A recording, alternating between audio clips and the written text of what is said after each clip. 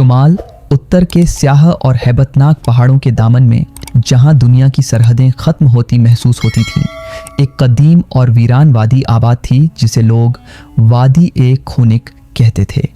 यह नाम इस इलाके पर इसलिए झंझता था क्योंकि यहाँ साल के 12 महीनों में से 10 महीने सिर्फ बर्फ और सर्द हवाओं का राज्य रहता था। सूरज की किरणें यहाँ मेहमान की तरह आती और बादलों के लश्कर में जल्दी ही छुप जाती। इस वादी के सबसे आखिरी किनारे पर, जहाँ से एक गहरी और अंधी खाई का सफ़र शुरू होता था, लकड़ी और पत्थरों से बना हुआ एक बोसीदा टूटा फूटा झोंपड़ा मौजूद था। यह झोंपड़ा याकूब नामी एक गरीब लकड़हारे का मस्कन घर था। याकूब की उम्र 50 साल से ज़्यादा नहीं थी, मगर गुर्बत, मेहनत और मुसलसल फाकों ने उसे वक़्त से पहले बूढ़ा कर दिया था। उसकी कमर में एक दायमी खम आ चुका था और हाथों की जिल्द, त्वचा दरिया ए नील की खुश्क ज़मीन की तरह फट चुकी थी। उसकी आंखों में एक ऐसा खालीपन था जो सिर्फ उन लोगों की आंखों में होता है जिन्होंने उम्मीद का दामन बहुत पहले छोड़ दिया हो। दिसंबर की एक कहर आलूद रात थी। बर्फानी तूफान ब्लिज़र्ड इस कद्दर शिद्दत से जारी था कि महसूस होता था जैसे आसमान से सफ़ेद मौत बरस रही हो। हवा की साई साई किसी भूखे भेड़िए की चीखों जैसी थी जो याकूब के टूटे हुए दरवाजे और खिड़कियों से टकरा रही थी। झोंपड़े के अंदर एक कोने में मैली कुचैली रजाई में लिपटी हुई याकूब की 7 साला बेटी जरीना पड़ी थी।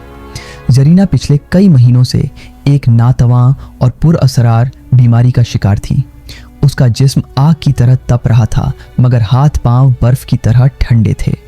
उसकी सांसें इतनी उखड़ी हुई थीं कि याकूब को हर लम्हा यह खौफ दामनगीर रहता कि कहीं ये उसकी मासूम गुड़िया की आखिरी रात न हो। शहर के हकीम ने साफ कह दिया था कि इस बच्ची के इलाज के लिए जो दवा दरकार है वो सोने के सिक्कों के बगैर नहीं मिल सकती, और याकूब के पास तो 2 वक़्त की सूखी रोटी कमाने के वसाइल भी मादूम हो चुके थे। याकूब ने कांपते हाथों से अपनी फटी हुई जेब टटोली। वहाँ सिर्फ मायूसी थी। उसने एक नज़र बेटी पर डाली और फिर आसमान की तरह चेहरा उठाकर दिल ही दिल में खुदा से शिकवा किया, ऐ मालिक, क्या मेरी आजमाइश का प्याला अभी तक नहीं भरा? क्या तू चाहता है कि मैं इस बर्फानी कब्र में अपनी बेटी को दफन कर दूं? अभी याकूब इन्हीं सोचों में गुम था कि अचानक बाहर दरवाजे पर एक ज़ोरदार और गैर मामूली दस्तक हुई। ये दस्तक हवा के थपेड़ों से मुख्तलिफ थी। ये किसी इंसान की दस्तक थी, एक ऐसे इंसान की जो जिंदगी और मौत की सरहद पर खड़ा हो। रात याकूब डर गया। इस वीरान जगह पर इस खौफनाक तूफान में कौन आ सकता है? क्या यह कोई भटका हुआ भेड़िया है या कोई बदरूह? दस्तक दोबारा हुई, इस बार पहले से ज्यादा तेजी और बेचैनी के साथ। याकूब ने कांपते हाथों से लकड़ी का भारी डंडा उठाया और दरवाजे की कुंडी खोली। जैसे ही दरवाज़ा खुला, बर्फीली हवा का एक तेज झोंका अंदर दाखिल हुआ जिसने दिए की लौ को बुझाने की कोशिश की। दरवाजे के बाहर एक तवील कामत, लंबे कद वाला शख्स खड़ा था। उसका पूरा वजूद बर्फ से ढका हुआ था और उसने एक भारी स्याह चोगा क्लोक ओढ़ रखा था। उसके चेहरे का आधा हिस्सा एक नकाब में छुपा हुआ था। सिर्फ उसकी आंखें नजर आ रही थीं, जो किसी शिकारी उकाब बाज की तरह तेज और सुर्ख थीं। सबसे खौफनाक बात यह थी कि उसके बाएं बाजू से खून टपक रहा था, जो सफ़ेद बर्फ पर गिरकर सुर्ख निशान बना रहा था। मुसाफिर ने बगैर इजाज़त तलब किए लड़खड़ाते हुए अंदर कदम रखा और दरवाज़ा बंद कर दिया।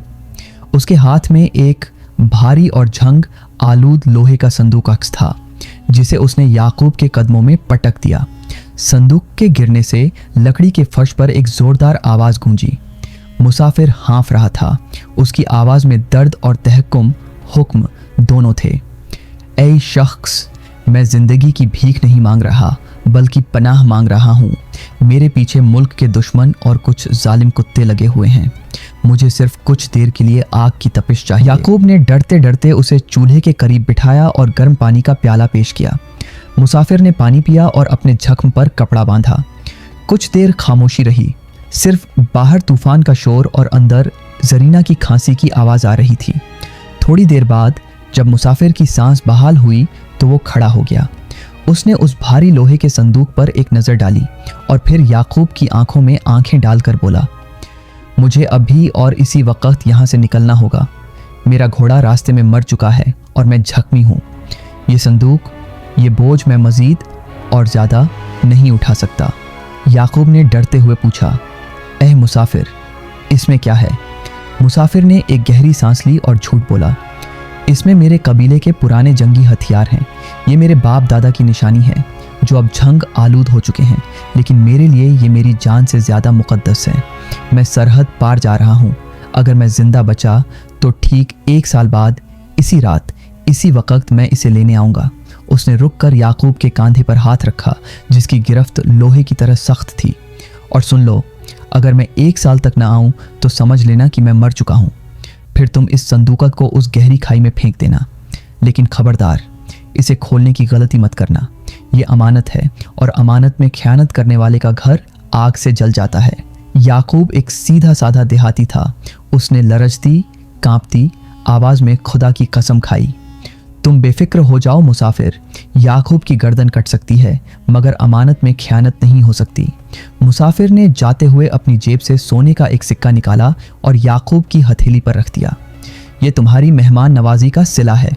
और फिर वो पुरअसरार शख्स दरवाज़ा खोलकर दोबारा उसी तूफ़ानी रात के अंधेरे में गायब हो गया जैसे वो कभी आया ही ना हो। सोने का सिक्का याकूब के लिए किसी मोजिज़े चमत्कार से कम नहीं था। अगले ही दिन तूफ़ान थमते ही याकूब शहर गया और जरीना के लिए दवा और कुछ राशन ले आया। जरीना की तबीयत कुछ संभली, लेकिन गुर्बत का साया अभी तक गहरा था। वो लोहे का संदूक याकूब ने अपने घर के कच्चे फर्श के नीचे एक गड्ढा खोदकर छुपा दिया और उस पर अपनी टूटी हुई चारपाई बिछा दी। वो संदूक अब उसके घर का एक खामोश मकीन रहने वाला बन चुका था। वक्त गुजरता गया, बर्फ़ पिघली, बहार आई और फिर दोबारा सर्दियों की आमद हुई। लेकिन इस बार की सर्दी पिछले साल से कहीं ज़्यादा जालिम थी। वादी एक खुनिक में हालात बद से बदतर हो गए। रास्ते बर्फ़ से ब्लॉक हो गए और बस्ती का राब्ता शहर से कट गया। गांव के लोग जो थोड़े बहुत खुशहाल थे, बस्ती छोड़कर नीचे मैदानों की तरफ हिजरत करने लगे। याकूब का पड़ोसी रहीम चाचा जाते हुए याकूब के पास आया। याकूब, पागल मत बनो, यहाँ रुकोगे तो बर्फ तुम्हें और तुम्हारी बेटी को जिंदा दफन कर देगी। हमारे साथ चलो। याकूब का दिल चाहा कि वो भी भाग जाए, अपनी बेटी को उठाए और किसी महफूज मकाम पर चला जाए, लेकिन फिर उसे उस मुसाफिर का चेहरा और वो कसम याद आ गई। उसने कहा था कि वो ठीक 1 साल बाद यहीं आएगा। अगर मैं चला गया और वो आ गया तो मेरी कसम टूट जाएगी। मैं खुदा को क्या मुंह दिखाऊंगा। याकूब ने भारी दिल के साथ रहीम चाचा को अलविदा कहा। नहीं चाचा, मैं किसी का इंतज़ार कर रहा हूँ। बस्ती वीरान हो गई, हूँ का आलम था। अब पूरी वादी में सिर्फ याकूब, उसकी बीमार बेटी और वो मनहूस लोहे का संदूक रह गए। राशन खत्म हो गया। याकूब अब दरख्तों की छाल उबालकर और बर्फ पिघलाकर बेटी को पिलाता। सर्दी इतनी बढ़ गई कि जलाने के लिए लकड़ियां भी खत्म हो गईं। याकूब ने अपने घर का एक एक करके सारा फर्नीचर जला दिया, यहाँ तक कि घर की खिड़कियां और चौखटें भी आग की नजर हो गईं। मुसाफिर के आने में अभी 2 दिन बाकी थे। याकूब और जरीना भूख से निढाल थे। मौत उनके सिरहाने खड़ी नाच रही थी। इसी दौरान शैतान ने एक इंसानी रूप धारा और याकूब के दरवाजे पर दस्तक दी। ये दस्तक मुसाफिर की दस्तक से मुख्तलिफ थी। ये कालू और उसके साथियों की दस्तक थी। कालू इस इलाके का सबसे बदनाम स्मगलर था। वो पहाड़ों के चोर रास्तों से हीरों और नायाब पत्थरों की तस्करी करता था। तूफान की वजह से कालू और उसके 2 मुसल्लह हथियारबंद साथी रास्ता भटक कर याकूब के वीरान झोंपड़े तक आ पहुंचे थे। कालू ने अंदर आते ही घर की हालत देखी। टूटा हुआ फर्श, जली हुई लकड़ियां और भूख से बिलखती बच्ची। लेकिन कालू की तेज नज़रों ने कुछ और भी भांप लिया था। याकूब की चारपाई के नीचे से मिट्टी हटी हुई थी और लोहे के संदूक का एक कोना नजर आ रहा था। कालू की आंखें चमक उठीं। वो आगे बढ़ा और उसने मिट्टी हटाकर वो भारी संदूक बाहर निकाल लिया।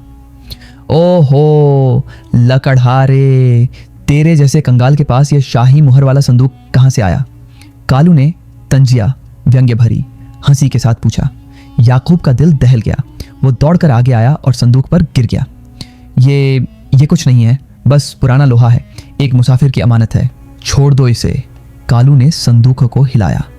अंदर से किसी धातु के टकराने की आवाज आई, लेकिन यह आवाज झंग आलूद हथियारों की नहीं थी, बल्कि कुछ और थी।